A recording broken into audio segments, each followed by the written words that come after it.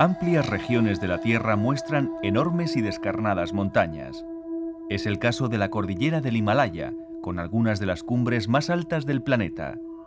Los Andes, que recorren de abajo a arriba toda Sudamérica. Las montañas rocosas en Norteamérica, que atraviesan parte del continente. O los Alpes, que se elevan majestuosos en el centro de Europa. En la península los terrenos alpinos se distribuyen por muchos rincones y hacen de ella una superficie extremadamente sinuosa.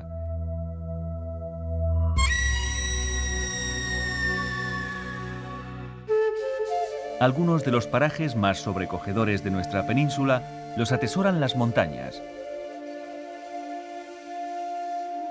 Las condiciones que imponen las cumbres para cualquier forma de vida son muy rigurosas.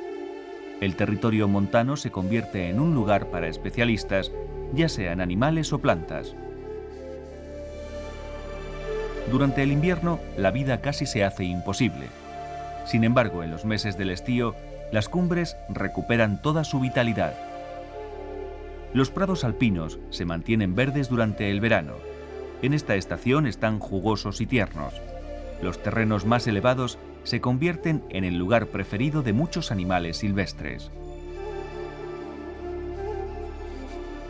En algunos de los enclaves más verticales, descubrimos a un mamífero alpino por excelencia.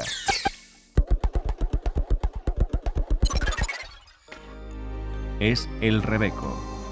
Los rebecos habitan en los montes del centro y sur de Europa y también en el Oriente Próximo. En la península existen dos poblaciones bien diferenciadas. Una constituida por el rebeco de la cordillera cantábrica, de menor envergadura, con un pelaje de verano más rojizo y en invierno de color gris más claro.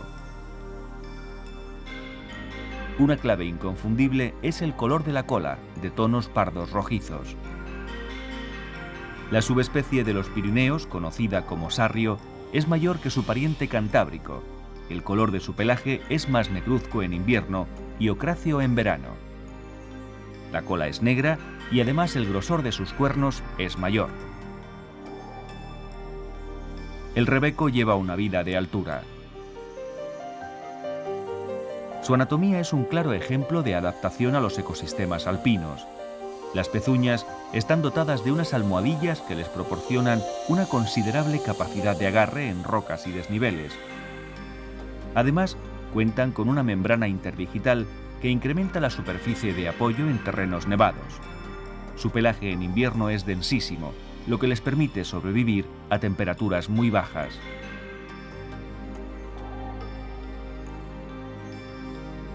Según la época del año, los rebecos hacen pequeñas migraciones. En verano escalan hasta las praderías más altas. Allí se alimentan de gramíneas y plantas herbáceas. En especial comisquean los brotes nuevos que nacen en torno a los neveros. Suelen pacer cerca de roquedos en lugares umbríos y zonas rocosas que les permiten una huida segura. En invierno bajan hasta los límites de los bosques. En ellos se guarecen de las nevadas intensas y de los vientos. Entonces buscan lugares soleados y con poca nieve. En el entorno boscoso se alimentan de líquenes, cortezas y hojas de plantas leñosas.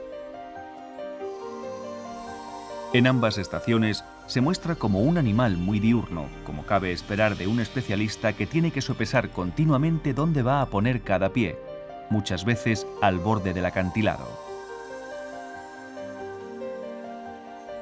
El rebeco o sarrio es un animal social, aunque sus grupos no muestran una estructura jerarquizada ni un tamaño homogéneo.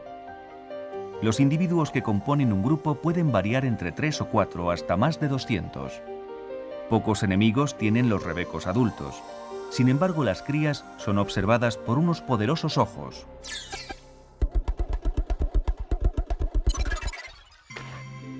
El águila real es la gran predadora de las montañas. Esta extraordinaria rapaz hace de las cumbres y sus aledaños sus mejores terrenos de caza. Está perfectamente dotada para la captura de animales de buen tamaño, desde una liebre a un joven rebeco. Sus poderosas garras son capaces de asir y transportar a cualquiera de ellos. Desde sus oteaderos observan las cumbres o los fondos de los valles. Los ojos del águila real funcionan como un telescopio. Su visión es 3 veces superior a la de un ser humano.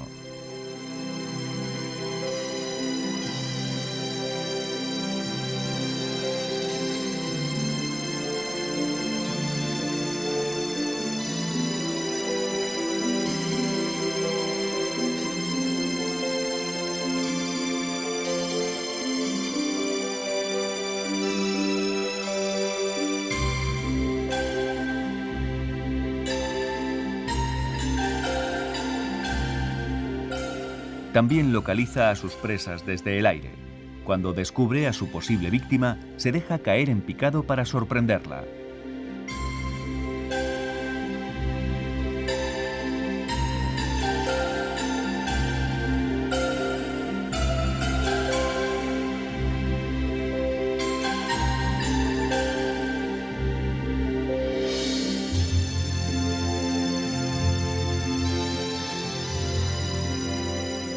Con frecuencia ubica sus nidos en las escarpaduras o en los escasos pinos que alcanzan las soledades de las cimas.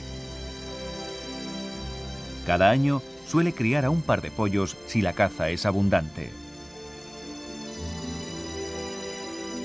Unas aves mucho más numerosas e indiscretas vuelan en bandos sobre los roquedos.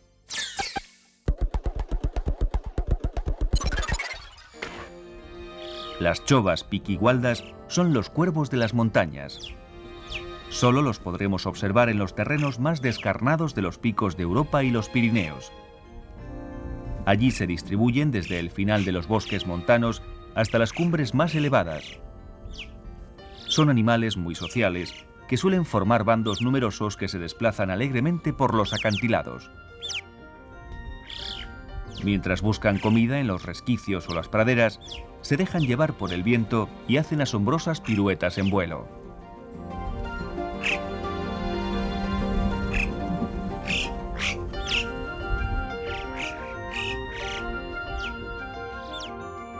Los codiciados prados guardan algunas plantas adaptadas a las condiciones serranas.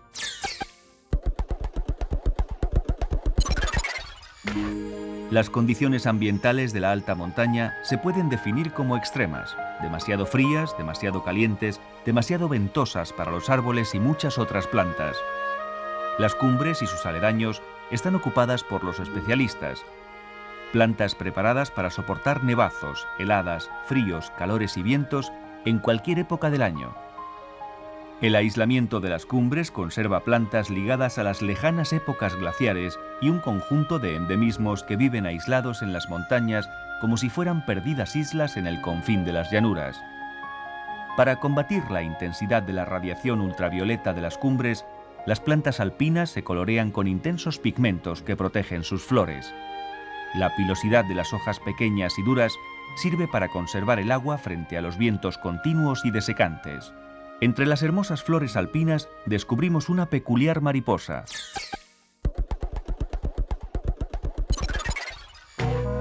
La mariposa Apolo es un lepidóptero de gran tamaño que solo vive en las cumbres herbosas de las montañas. Es muy fácil de distinguir por la discreta pero elegante coloración. Las alas de color blanco están adornadas por algunos lunares negros y rojos y en las posteriores muestra 2 grandes ocelos rojos y blancos. Las poblaciones de la mariposa Apolo permanecen aisladas en las cumbres de las cordilleras ibéricas. Este aislamiento ha facilitado la formación de razas o subespecies que muestran pequeñas diferencias de tamaño y colorido.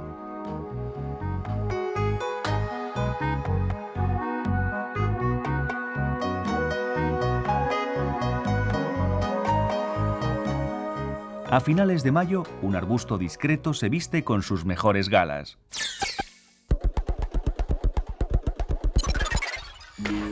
Los piornos tiñen de amarillo grandes zonas de las montañas. El rango de altura donde comienza el reino de los piornales y las praderas alpinas ronda los 1750 metros. El piorno es una leguminosa de porte arbustivo que no suele superar el metro de altura. A estas alturas, la robustez y elasticidad de sus ramas, el tupido follaje junto con su baja altura y el aspecto acoginado le permite resistir con eficacia los vientos persistentes o la carga de la nieve que suele cubrirlos durante varios meses al año. Los matorrales montanos son el lugar predilecto de un pájaro muy ligado a las montañas.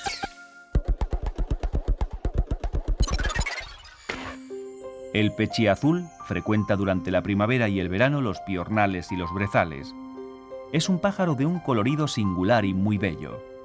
Los machos ostentan un babero de un intenso color azul. Su distribución peninsular se limita a los piornales del sistema central y a las serranías de León y el occidente cantábrico. Bajo la densidad protectora de los piornos, encuentra un lugar idóneo para instalar su nido, ya que pocos enemigos pueden penetrar en el denso ramaje de estos arbustos.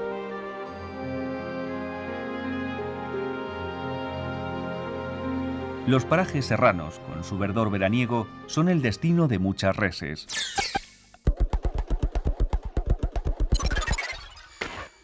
Algunas vienen desde muy lejos. Extremadura o las llanuras manchegas mandan hacia el norte a sus ganados.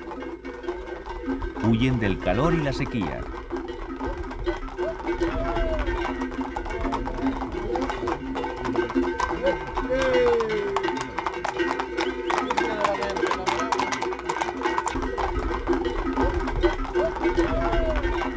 Para llegar a los sabrosos prados de las cumbres deben recorrer varios cientos de kilómetros y al final ascender paso a paso, lentamente hasta las cimas. En ocasiones el recorrido se torna muy duro. Las tormentas propias de las montañas sorprenden a ganados y pastores que deben soportar las últimas nevadas incluso entrado el verano.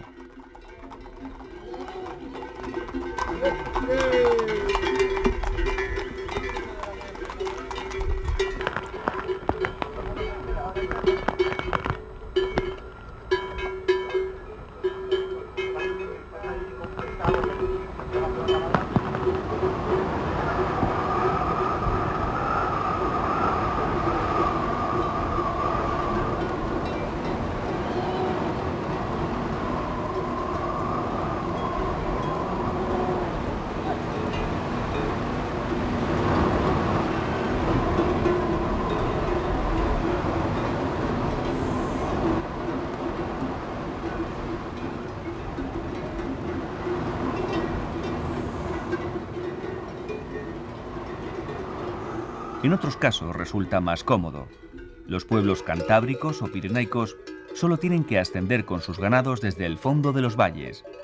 En estas regiones el ganadero cuenta con razas propias de la zona, como las vacas casinas, que aprovechan muy bien los pastos y soportan sin problemas los embates y los cambios del clima propios de las montañas.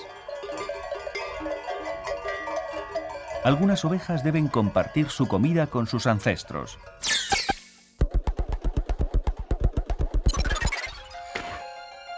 La cabra montés fue el herbívoro más abundante de las montañas españolas, al menos hasta los tiempos prehistóricos.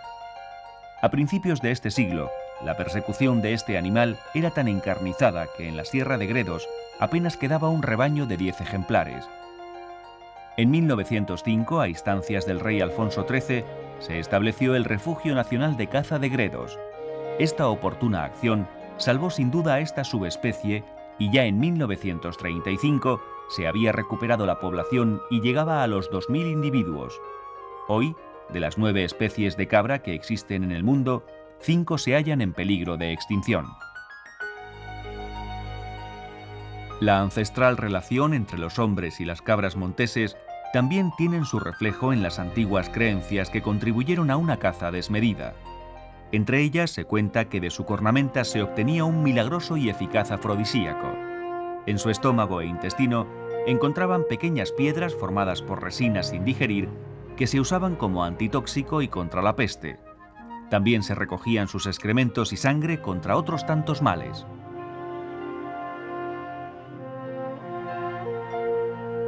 Las cabras son animales de montaña. En ellas se desplazan con toda gracia por los lugares más inaccesibles y peligrosos. Sus pezuñas funcionan como el mejor calzado de alpinista. y el pelaje les permite sobrevivir sin demasiadas preocupaciones, incluso en lo más duro del invierno. Las monteses suelen congregarse en rebaños más o menos numerosos. Durante los meses de celo forman rebaños mixtos, pero durante el resto del año los machos van por su lado y las hembras con las crías por el suyo. Los rebaños suelen ser guiados por los animales más viejos y experimentados. Su hábitat preferido siempre está ligado a los roquedos. Allí realizan pequeñas travesías estacionales. En primavera buscan los jugosos prados de las cumbres y en invierno se bajan a zonas más resguardadas, al abrigo de los vientos y las tempestades. Un dato interesante y revelador es la capacidad que tiene de digerir la materia vegetal más pobre y seca, como hojas marchitas, líquenes, cortezas o ramas. Se trata de una adaptación a un ecosistema riguroso y escaso en alimentos frescos durante prolongadas épocas. Desde luego, si tienen ocasión, no desprecian los jugosos pastos de la montaña. Las diferencias entre macho y hembra son muy notables. Él es de un porte y una robustez mucho mayor, pudiendo llegar a pesar 85 kilos. Las hembras son menudas y su peso está en torno a los 35 kilos.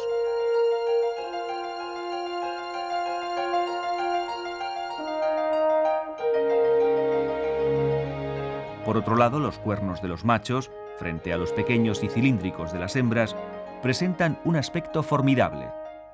En los ejemplares adultos se van retorciendo y toman el aspecto de una nudosa S.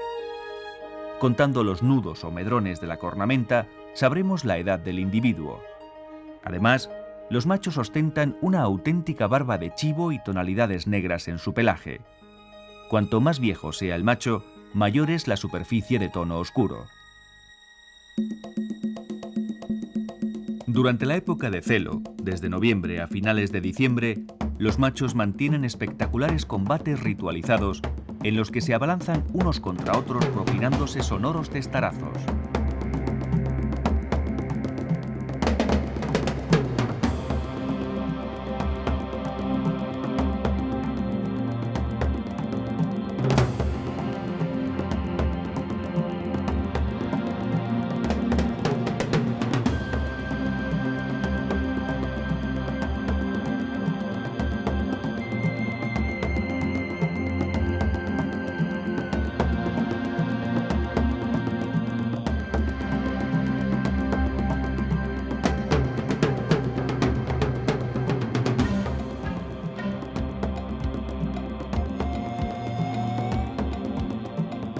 Las montañas son el refugio de algunos animales que se cobijan en la lejanía de sus valles y cimas.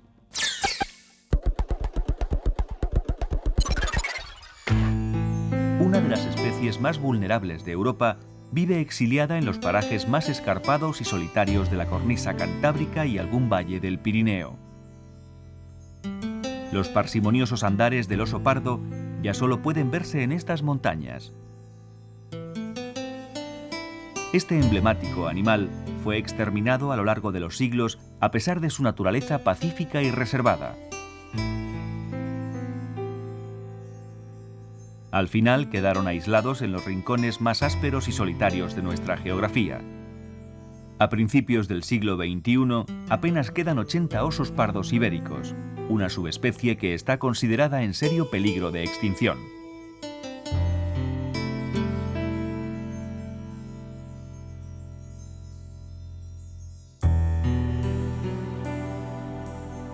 Hoy son estas montañas norteñas las que pueden enorgullecerse de la presencia de este magnífico plantígrado. Desde la temprana primavera trasiega por bosques y valles en busca de frutos, brotes y hierbas. El invierno lo pasó durmiendo en una cueva y ahora repone fuerzas en los claros y las praderas. A medida que transcurre el buen tiempo, los machos entran en celo y recorren sus territorios buscando hembras receptivas. El número de individuos es tan escaso que no resulta una tarea fácil. Cuando la pareja se encuentra, permanece unida algunas jornadas. Los juegos y las cópulas provocan la ovulación de la osa y queda preñada.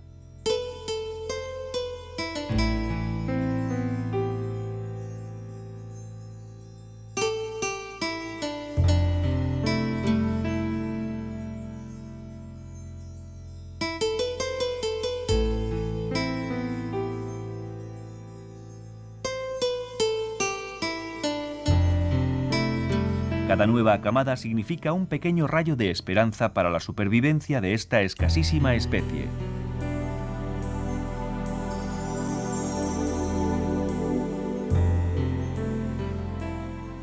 Los osos pululan por montes y valles y se deleitan con un sabroso fruto.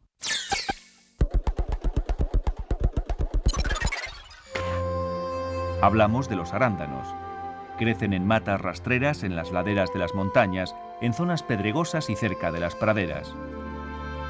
Los osos los buscan con fruición, como otros muchos animales de las montañas. También los recogen los lugareños para preparar mermeladas y licores. Sobre estos parajes y todos sus habitantes, sobrevuela una extraña rapaz.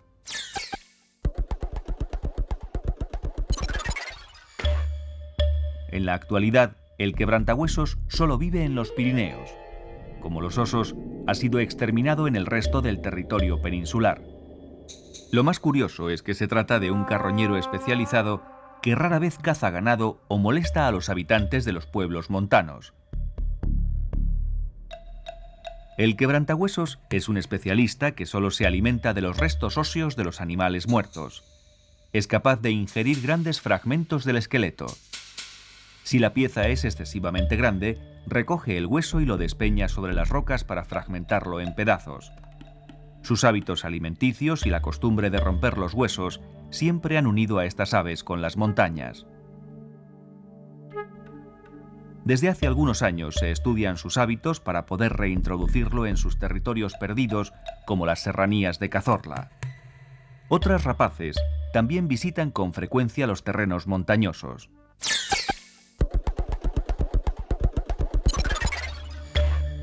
Es el caso del águila culebrera. Muchas laderas le ofrecen buenos lugares para anidar en las ramas de los pinos. De hecho, los pinares de las laderas de muchas montañas cobijan una fauna muy variada que vive ligada también a los ambientes montanos.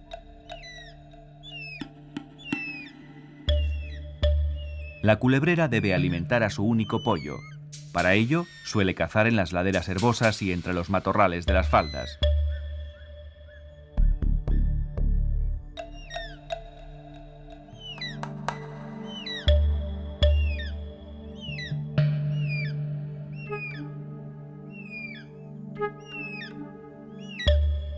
El pollo aguarda pacientemente la llegada de sus padres, que suelen acudir en pareja cada vez que se acercan con una nueva pieza para su pollo. Ningún reptil está a salvo de esta rapaz. Culebras, lagartos, eslizones, víboras, cualquiera de ellos puede formar parte de su menú.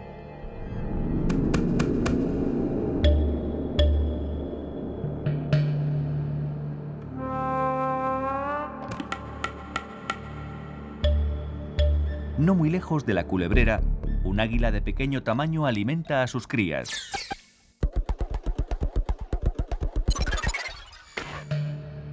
Es el águila calzada. Esta pequeña rapaz llega bien entrada la primavera y se distribuye por gran parte de la península. Con bastante frecuencia ocupa el arbolado de montaña donde reutiliza los viejos nidos de los cuervos u otras aves. Debido a su tamaño, nunca caza grandes animales, prefiere lagartos, ocelados, pajarillos y algún gazapo. A finales de agosto o en septiembre, abandonan nuestro territorio para regresar a sus cuarteles africanos.